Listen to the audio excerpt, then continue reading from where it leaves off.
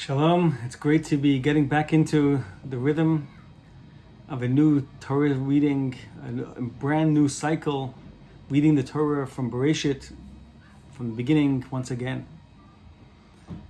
The time frame we're in right now is actually quite a sharp contrast from what we have been experiencing in the past month or so. Coming from a month that's completely saturated with Jewish holidays, from Rosh Hashanah to Yom Kippur, then Sukkot, then Simchas Torah, blowing the shofar, the lulav, fasting, dancing with the Torah, and a few Shabbatot in between as well. It's been completely saturated and brimming with inspiration, with joy, one holiday after the next, one mitzvah after the next. Yet now we go into a time where in the coming month, there's no Jewish holidays to be observed at all. Not only that, but the days are getting shorter, the days are getting colder, and it's just very interesting why the Jewish calendar is set up in such a way, where we have one month that is so disproportionately populated with joy and inspiration and holidays, and then another month that is completely barren and bare of any holiday to be celebrated. In Hasidic teachings, we are told that this is really the rhythm of life itself, where we know there is times when we feel connected and inspired, and then there are times that life is pretty mundane and just running on autopilot. And there's a certain tension between the inspiration that we seek for ourselves and then the impact that we apply to the world around us, or the elevated state of interpersonal growth versus the effect that we can have on our surroundings.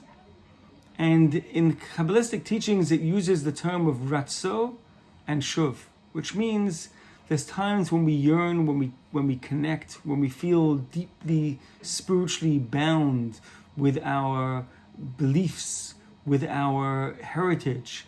And then there are times when the surroundings don't offer us such a welcoming place to express it, but ultimately that is in many ways the purpose.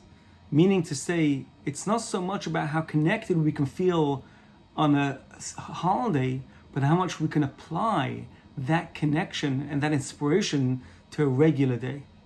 And this is why we have the reading of Bereshit, which is the account of creation, reminding ourselves that we're not talking over here about a Jewish holiday again. We're talking about the 6 days of creation of everyday living, work, responsibilities, chores. Yet we approach all of these activities and all of these experiences with an awareness that there is a godly divine element. There's a godly divine layer that of existence, of truth, that is embedded in these experiences as well. So while we certainly enjoy the holidays and while we have an intense, elevated, inspiring experience during the holidays, ultimately where the effort of the Jew lies is how they can transition and apply that inspiration into the mundane, into the everyday.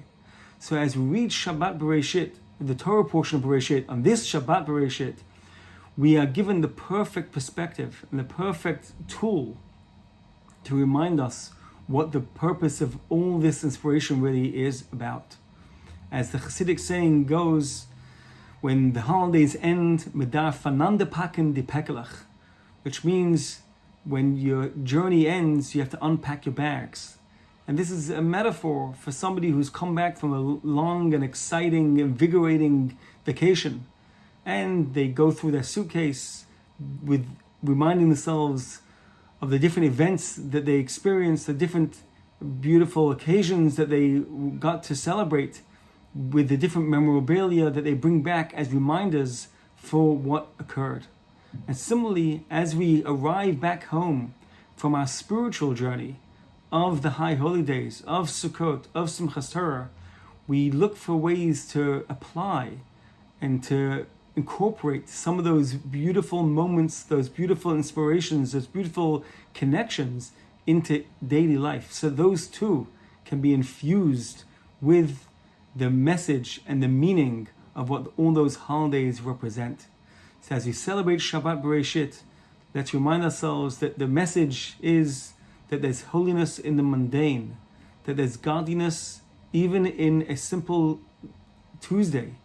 And when we can take the inspiration that we gleaned through the months of Tishrei, through the holidays of Rosh Hashanah, Yom Kippur, Sukkot, and Simchas Torah, and apply them to every day, then they really have meaning, then they really have impact, then they are really serving in the way they are intended to illuminate not just the times that they're celebrated, but the entire year that follows as well. Wishing you a wonderful Shabbat, an uplifting every day, and a meaningful connection in all the things that we do. Shabbat Shalom.